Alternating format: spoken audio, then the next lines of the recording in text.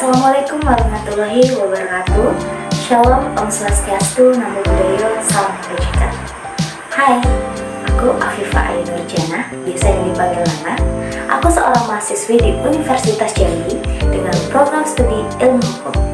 Dalam video kali ini, aku akan mengulik sedikit tentang sulitnya menjadi seorang perempuan. Berikut ini akan aku tayangkan jawaban spontanitas dari 4 orang laki-laki tentang perempuan. Menurut kamu, perempuan yang bertutur kata baik, lembut, dan sopan itu perlu nggak? Menurut aku pribadi sih perlu ya, karena itu kan melambangkan cara baik itu ya, salah satunya cara dia bertutur tuh harus baik, harus sopan, harus anggun. Terus kamu setuju nggak kalau cewek itu harus berpendidikan yang setinggi itu? Walaupun ujung-ujungnya mereka itu harus ya di dapur, mengurus suami, mengurus anak, itu perlu. Menurut aku perlu dan penting sih, karena serendah-rendahnya pendidikan kan itu kan yang membedakan suatu kualitas dari cewek itu sendiri. Kalau misalkan dia pendidikannya tinggi, mungkin nanti seininya paling enggak kalau misalkan udah nggak ada suami lagi dia bisa kerja. Kecuali kalau misalkan yang enggak pendidikan tinggi ya susah kalau cari kerja. Berarti penting ya. Terus kalau seandainya nih istri kamu bekerja dengan jabatan yang lebih tinggi daripada kamu, apakah kamu merasa gengsi atau merasa direndahkan atau merasa minder ketika istrimu mendapatkan jabatan yang lebih tinggi dari pekerjaanmu? Kalau aku pribadi sih nggak masalah ya, karena ini udah nikah itu kan udah jadi satu, terus udah ada ikatan juga, jadi ya nggak masalah sih. Terus kamu penting nggak sih menurut kamu jadi cewek tuh yang harus cantik, body girl, habis itu ya kayak lebih menarik lah gitu? Ini kalau udah masih pacaran dulu? Pacaran. Kalau pacaran ya namanya kalau jawaban spontan ya, ya pasti penting lah, perlu, karena ya namanya manusia kan, ya kita nggak munafik, pasti kita lihat awalnya fisik dulu, baru kalau misalkan nanti udah jadi aneh kata ya kalau dia udah melebar udah apa ya gimana, udah nikah kan, udah itu bawaannya. Berarti kalau nikah nggak perlu berpenampilan menarik, boleh? Atau ya harus berpenampilan menarik gitu? Wanita itu harus menjadi penampilan yang sempurna kayak gitu? Nggak juga sih. Kalau udah nikah bebas, boleh ya? Oke, makasih Karen. Menurut kalian itu perempuan itu harus bertutur kata dan sopan dari diri? Iya.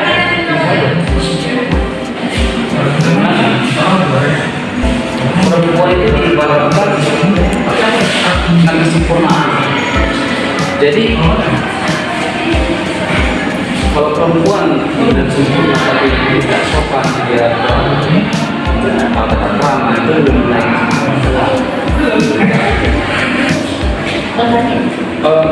Tata krama dan sopan santun itu satu harus bukan cuma bagi wanita ya menurut saya ya. Karena jika dibahas tentang hal yang menonjol, pasti itu akan berdampak pada status keluarga atau silsilah keluarganya. Jadi menurut saya tata krama ataupun etika sopan santun itu merupakan hal yang wajib bagi setiap umat dan termasuk kita. Terus kalau wanita nih yang punya cita-cita berpendidikan tinggi banget S2 sampai S3 gitu, walaupun ujung-ujungnya nanti ya itu menjadi ibu rumah tangga yang mengurusi rumah, mengurusi dapur, suami, merawat anak. Nah, menurut kalian dengan dia sekolah sudah mencapai S3 itu menurut kalian lebih? Yaitu kembali ke pilihan. Seperti diketahui kan di era modern sekarang ini adanya emansipasi, artinya tidak ada kasta perbedaan antara pria dan wanita. Jadi kalau dia mau kerja, mau mengikuti karir, dia nggak masalah, karena sekarang kan udah bisa ada pembantu rumah tangga, ibu rumah tangga, mungkin bahkan semua bisa dikerjakan, nggak harus wanita gitu.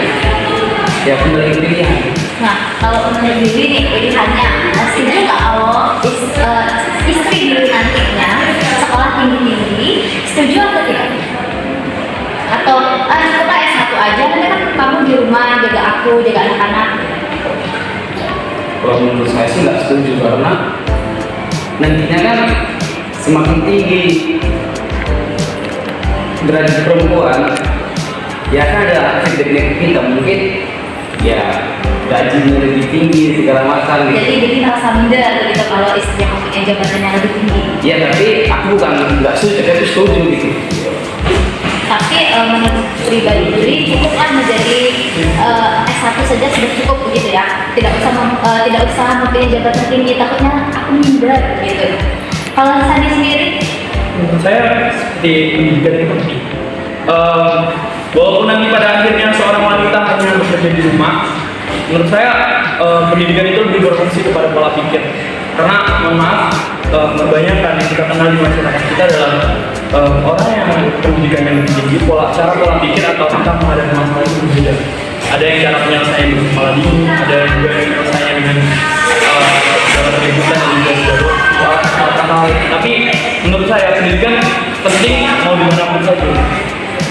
terus kalau itu tadi punya istri kalian besoknya mempunyai jabatan yang lebih tinggi dari kalian, dari Sandi, apakah Sandi akan merasa minder atau udah lah deh kamu nggak usah kerja, biar mas aja?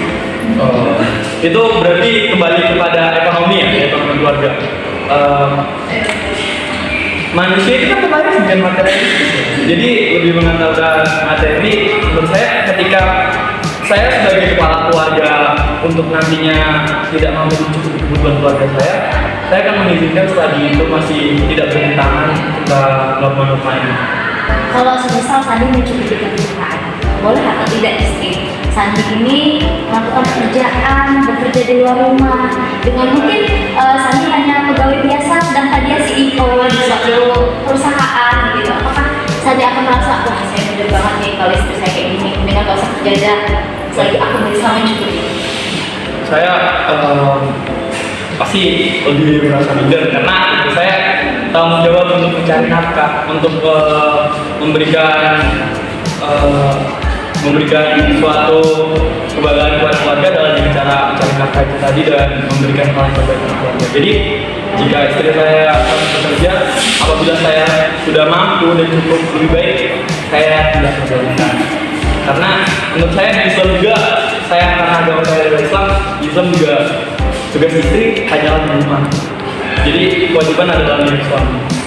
Terus kalian setuju nggak sih ada orang yang beropini bahwa wanita itu kalau mempunyai karir yang tinggi, sekolah yang tinggi itu akan menjadi perawan tua karena laki-laki yang ingin mendekatinya minder dengan jabatannya?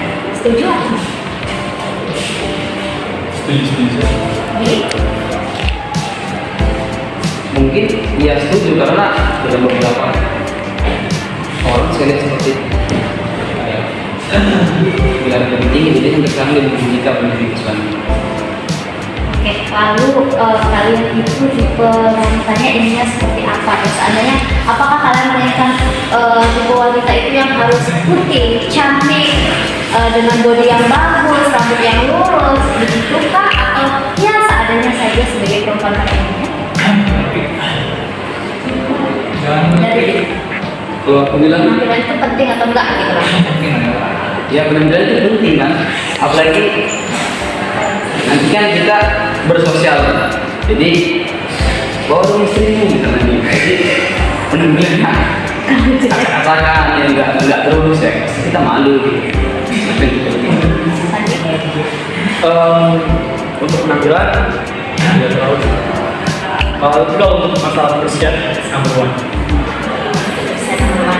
Terusan kalau ada wanita nih tidak yang khususnya Islam ya, tidak menggunakan jilbab, oh kamu tuh nggak boleh dong, kamu harus memakai jilbab. Atau nanti kalau kamu mau menggunakan pakaian yang terbuka, itu nanti akan mengundang pelecehan dari kaum jenis. Setuju? Setuju. Berarti wanita kalian harus tahu. Makasih Bibi Sandi. Mas tuh kalau jadi perempuan, apakah harus kita bertutur kata yang lembut, sopan? Enggak, gitu aja. Ya harus sopan, harus lembut, harus apa lagi tadi?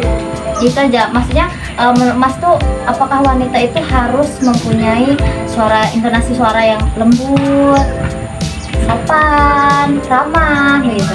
Ya semua itu emang harus dipunyain wanita ya.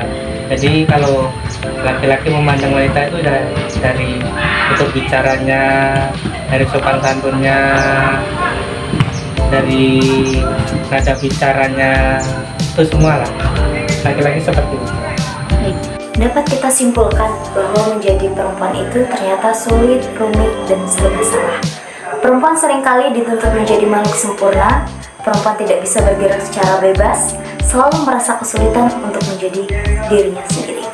Bahkan, perempuan harus ini, perempuan harus itu, apalagi banyak omongan yang dituju untuk perempuan. Perempuan selalu serba salah. Ingin melakukan apapun yang dia suka, selalu saja mendapat pelarangan dan cibiran. Sebagai perempuan, sekedar menentukan pilihan saja sudah dianggap menentang. Kita kerap didera perasaan yang salah, walaupun memiliki tujuan yang mulia.